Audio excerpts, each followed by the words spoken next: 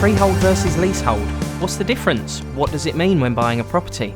In this video, I discuss the differences of freehold and leasehold and the different situations these may apply. Let's go. Hi, my name's Alex Kerr. I'm a qualified mortgage broker and my passion is simplifying the mortgage process for first-time buyers as well as providing the best tips in regards to credit scoring and money saving. Let's get into the vid.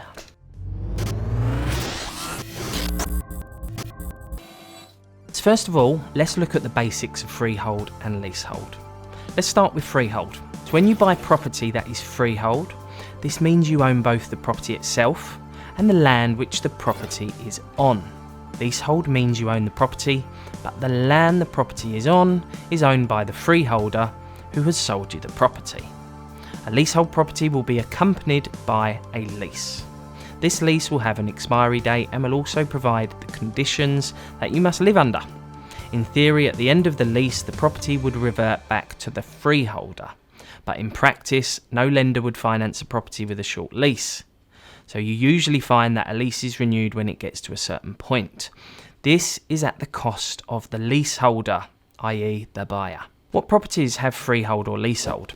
So the majority of the time you'll find houses are freehold and flats and apartments are leasehold. Given this situation, most lenders will lend as long as the lease has at least around 75 years left. This may vary, give or take a little bit each side across lenders. There are instances where houses are leaseholds and flats and apartments are freehold. This is more rare, and in such situations research to the correct mortgage lender is critical, as not all lenders will lend on leasehold houses and freehold flats and apartments. If you are buying a shared ownership house, you will find that this is leasehold as it is controlled by the housing association, who are the freeholder. You may own the freehold once you have purchased 100% shares, but that's not always the case, and I would rely on checking this out with the housing association. If you come across a freehold flat, you may find this is a share of the freehold. For example, if you are buying a flat which is one in a block of 4 flats, you may find the property is being sold with a 25% share of the freehold. This means yourself and the remaining 3 owners all own an equal share of the freehold.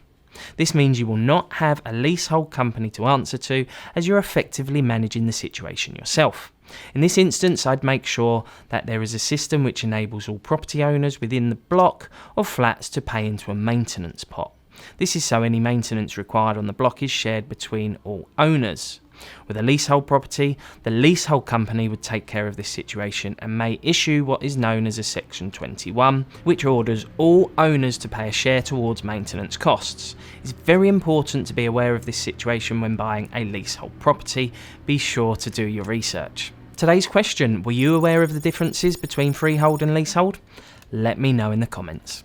If you're buying a bit of an unusual property, maybe a leasehold house or a freehold flat, and you're not sure what lender to go to, just book in for a free analysis call with us so we can assess your options and provide them to you at no cost or obligation. The link's in the description.